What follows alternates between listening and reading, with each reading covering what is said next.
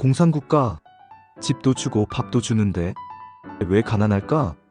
북한이 보여주는 공산국가의 민낯. 집은 공짜, 교육도 공짜, 심지어 먹을 것도 국가가 준다고 합니다. 겉으로 보면 이상향 같죠? 하지만 현실은 전혀 다릅니다. 오늘은 북한을 통해 왜 국가가 다 해주는 나라가 오히려 가장 가난해지는지 살펴봅니다. 1. 공산국가의 기본 구조. 공산국가는 생산수단과 자원을 모두 국가가 소유하고 국민의 생활 전반을 통제합니다. 주거, 교육, 의료, 식량 같은 생필품을 국가가 무상으로 제공하죠. 북한은 이를 체제 우월성으로 선전하지만 구조적 문제를 안고 있습니다. 권력 집중, 계획 경제, 주민 통제는 경제 발전을 가로막는 결정적 요인입니다. 2. 북한의 무상 제공 시스템. 북한에서는 집을 개인이 살 수 없습니다. 결혼이나 직장 배정에 따라 국가가 나눠줍니다. 식량은 배급제를 통해 하루쌀과 옥수수가 정해져 제공됩니다. 병원과 학교 교육 역시 명목상 무상입니다. 하지만 선택권은 전혀 없습니다. 국가가 제공하는 것만 먹고 사는 것만 가능합니다. 3. 자유가 없다. 선택할 수 없는 삶. 자유가 없다는 건 삶의 모든 면에서 제약을 받는다는 의미입니다. 주민은 이동할 수도, 직장을 바꿀 수도 없고, 심지어 장보기와 소비조차 제한됩니다. 국가가 어디서 일하고, 무엇을 먹고, 어디에 살지를 결정하니 주민들은 미래를 계획하거나 도전할 이유가 사라집니다. 4. 생산 의욕 상실과 통제 경제 문제점. 모든 생산물이 국가 소유이므로 개인은 아무리 열심히 일해도 소득이 늘지 않습니다. 농민이 수확을 2배로 늘려도 추가 수확분은 모두 국가가 가져갑니다. 이것은 심리학적 보상 상실과 연결됩니다. 노동력이 1인 사람이나 9인 사람이 똑같은 보상을 받는다면 노동력이 9인 사람은 열심히 일을 하지 않을 것입니다. 보상이 없으면 동기부여가 사라지고 노동자와 농민들은 최소한의 노력만 합니다. 또한 국가가 생산량과 품질을 통제하다 보니 상품과 서비스의 품질이 떨어집니다. 농산물은 균일하지 않고 공산품은 낡고 내구성이 약합니다. 결과적으로 제품 경쟁력이 상실되어 국제 무역에서 밀리고 산업 발전 속도도 느려집니다.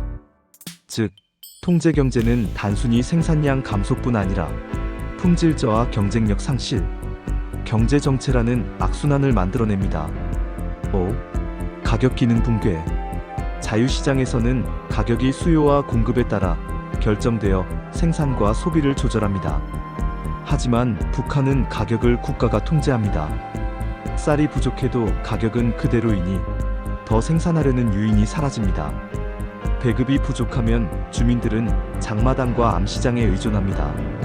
장마당은 공식 경제가 붕괴한 틈을 메우는 생존의 공간이지만 정부의 통제와 불법 단속이 항상 따라붙습니다.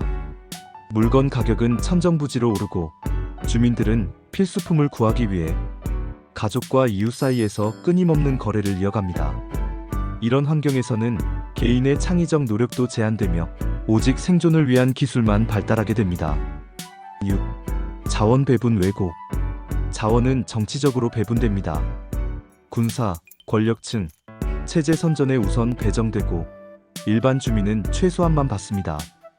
결국 공산국가의 평등은 말뿐이며 권력 중심 불평등이 심화됩니다. 7. 혁신과 경쟁 부재. 국가가 모든 것을 통제하니 혁신에도 보상이 없습니다. 산업은 1970년대 수준에서 멈췄고 국제 경쟁력은 거의 사라졌습니다. 주민들은 창의적 아이디어로 삶을 개선할 기회를 얻지 못합니다.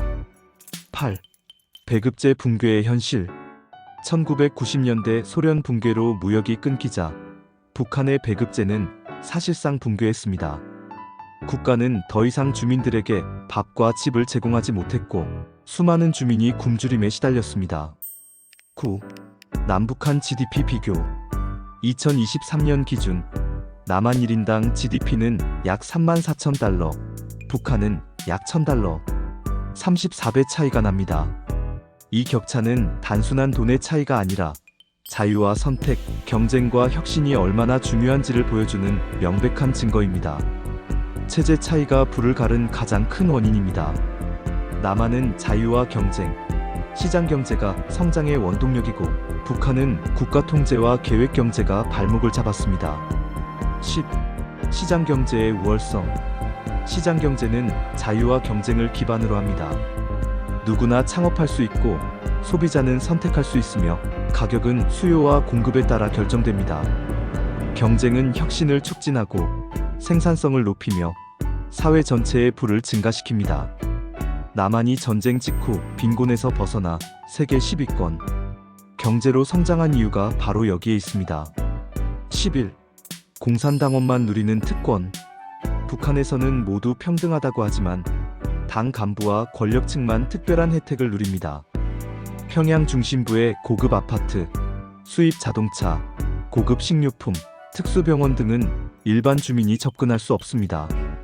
평등이라는 말은 하층민끼리만 적용되며 권력층은 철저히 특권을 누립니다. 12. 주민들의 체감 현실. 주민들은 배급과 통제 속에서 끊임없는 생존 경쟁을 해야 합니다. 농사, 공장 노동, 장마당 거래 모두 최소한의 삶을 유지하기 위한 행위일 뿐 자신과 가족의 미래를 위한 선택이 아닙니다. 자유가 없고 노력해도 보상이 없으니 삶의 질은 낮고 희망은 사라집니다. 13. 역사적 배경과 경제 붕괴. 북한은 1950년 한국전쟁 이후 극심한 폐허 속에서 출발했습니다. 초기에는 소련과 중국의 지원으로 산업화와 교육, 의료 체계를 갖췄지만 중앙계획 경제와 지나친 통제로 인해 지속 가능한 성장은 불가능했습니다. 1980년대 이후 국제교역이 제한되면서 경제는 정체되고 1990년대에 소련 붕괴와 자연재해가 겹치며 고난의 행군이라는 대규모 기근을 맞았습니다. 국가의 무상 배급 체계는 붕괴했고 주민들은 장마당과 암시장에 의존하게 되었습니다. 14. 교육과 의료 문제. 교육과 의료 역시 명목상 무료지만 질은 낮습니다. 교사와 의사는 체제 충성도가 평가 기준이 되어 능력보다 정치적 판단이 우선합니다. 수업 내용은 체제 선전에 치중되어 창의적 사고를 기르기 어렵고 병원 시설은 낡고 의료 장비는 부족합니다. 결국 주민들은 제대로 된 교육과 의료 서비스를 받지 못하고 삶의 질은 지속적으로 떨어집니다. 15. 결론. 북한은 국가가 다 책임진다는 표면적 약속으로 주민을 통제하지만 현실은 반대입니다. 통제 경제는 생산 의욕을 떨어뜨리고 품질 저하와 경쟁력 상실을 초래하며 주민들의 삶은 선택권과 희망 없이 반복되는 생존으로 채워집니다.